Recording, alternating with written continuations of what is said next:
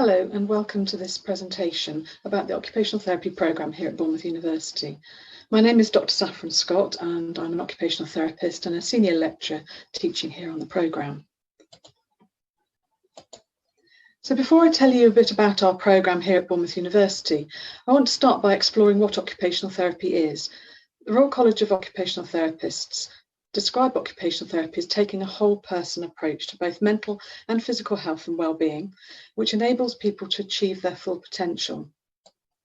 The job role of an occupational therapist is to help people of all ages overcome the effects of disability caused by illness or ageing or accident, so that they can carry out the everyday tasks or occupations which are important to them.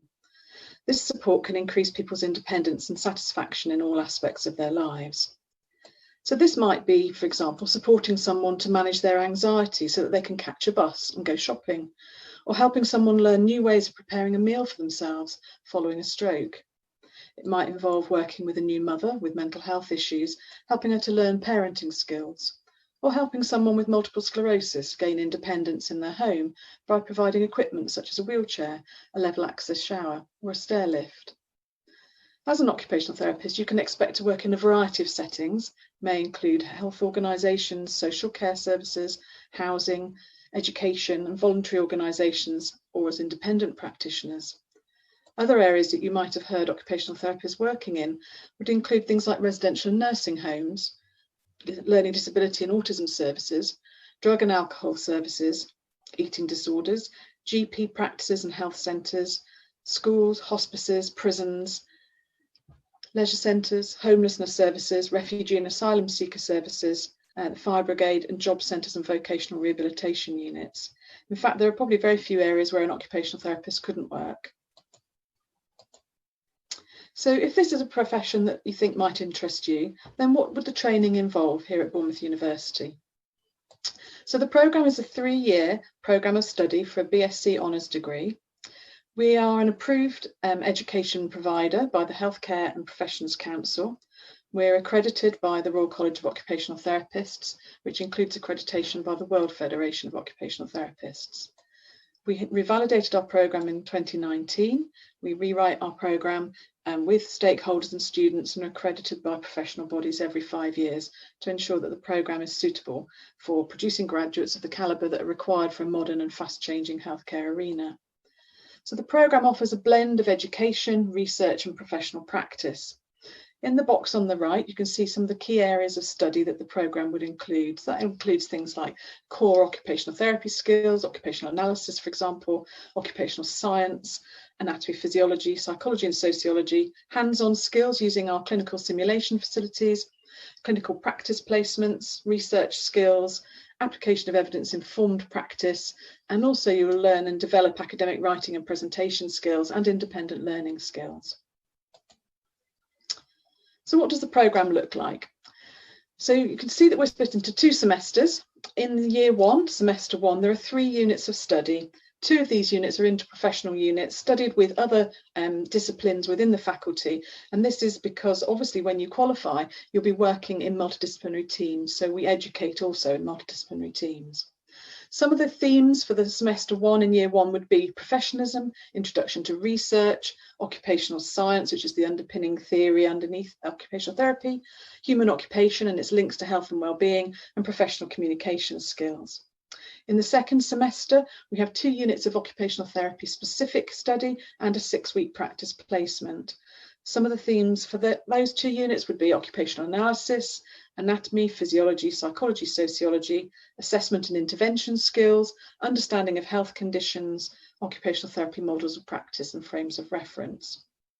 In year 2, again, we have 2 semesters, 3 units of study in semester 1, one of which is an interprofessional unit, the other 2 are OT specific, and they'll include things like research skills, evidence-informed practice, professional reasoning approaches to clinical decision making, complex health conditions, and critique and evaluation of practice. In semester 2, there is 1 unit, is a choice of 2, either covering community engagement topics or promotion of health and well-being, and a 10-week placement. In year 3, there are 2 units of OT specific study in semester 1, which will include topics along research skills, including literature reviews and research proposals, as well as preparation for employment in occupational therapy practice.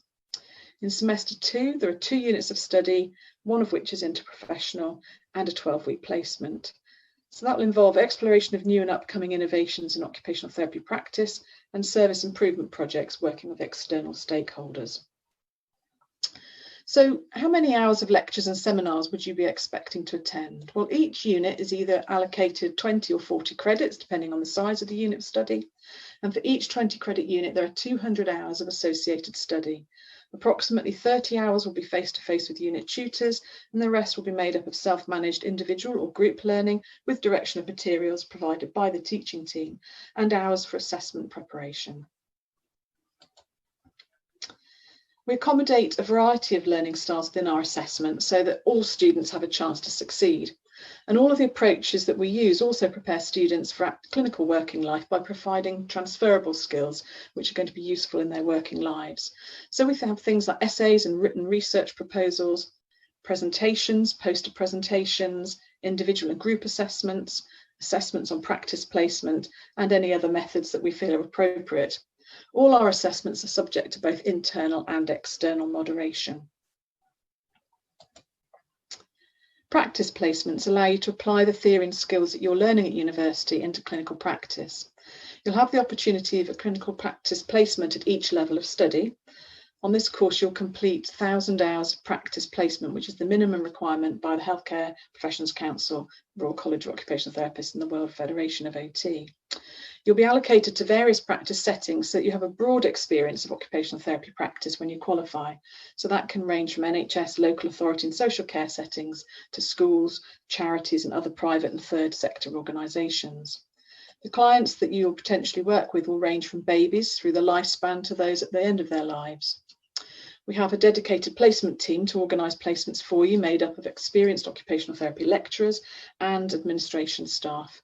You'll also have an academic advisor allocated to you who will be able to offer support whilst you're out on placement. For each placement, you'll have an allocated practice educator who's the occupational therapist working in the service that you're attached to, and they will have attended training on our assessment methods at the university. The placement is also supported by a dedicated online placement documentation package. Although we have many placements in the Bournemouth and Poole areas, practice placements are often some distance from the university and alternative accommodation may be required. The map on this slide allows you to see the geographical area that our placements can potentially cover, so you can see it's quite a wide area. When on placement, you're going to work the same hours as your supervising practice educator, so that might mean working shifts and or over the weekends. You must make financial provision for additional travel and accommodation costs on placement. You may be able to claim back additional expenses, but please take a look at the finance pages on the website to see if you're eligible. You may also have to make special care provision if you have children or other dependents for your placement times. So why study here at Bournemouth University and why study occupational therapy here at Bournemouth University? So our teaching team is made up of experienced occupational therapists and a health psychologist who are research active. We're also joined by guest lecturers from clinical practice and carers and service users from the university's peer partnership. We use blended learning and teaching methods, which mean we have traditional lectures and seminars alongside student-led problem-based learning, clinical skills sessions, clinical practice placement and self-managed learning. We have new purpose-built facilities where the whole faculty is based, and that includes a home simulation suite and other clinical facilities. We have halls of residence and dedicated accommodation teams. We have a peer-assisted learning programme, which was known as PALS for short, and it's a scheme that fosters cross-year support from students on your course from the year above to help you with your transition to university and learning collaboratively, which enhances your understanding of course topics in your first year. We have an occupational therapy society run by the student body, which organises social and learning events to enhance the programme experience. The university has an active student union with lots of clubs and societies. We have great sporting facilities, social events, and lots of extra great student support. For example, we have library and study support teams, support for those with additional learning needs, strong academic advisor system, an active student union known as SUBU, the Global Talent Programme, which is a cross-university programme that provides lots of extracurricular activities to boost your future employment skills and provides awards at the end for successful completion. So there are a wide range of roles that are available for occupational therapists on graduation. As I mentioned earlier, you could work in both independent practice and research. You might get the study bug and apply for postgraduate study, master's, PhD, EdDoc. You might wish to get involved in the education sector or apply for an NHS graduate scheme or get involved with working with a professional and regulatory body. Whatever your choice on graduation, we have excellent employment and further education rates post-qualification. On the right of this slide, you can see some quotes from some of our graduates about their experience here at Bournemouth University. And if you are thinking of applying and coming to study Bournemouth University Occupational Therapy Programme, here are some of our top tips for your UCAS application. The main thing is to be really sure about your career choice and focus your application on occupational therapy. To help you with this career choice and application, try and shadow occupational therapists in the workplace or speak to them in a video chat or over the phone. Read as much as you can about the profession and spend some time on the Royal College of Occupational Therapists website. In your personal statement, remember to demonstrate your transferable skills that will make you an asset to our profession, and use your personal work and life experience to show your skills and commitment to the profession. Make sure that your passion for your career choice really comes through in your application. So if you're still interested and want to become an occupational therapist, please look at our course pages on the Bournemouth University website for information about our academic and additional criteria for entry. Please contact our Future Students team on the details on this slide if you're unsure whether you meet the criteria or you'd like to discuss further whether your qualifications would be suitable for consideration. Thank you for listening, and we hope that we receive an application from you soon.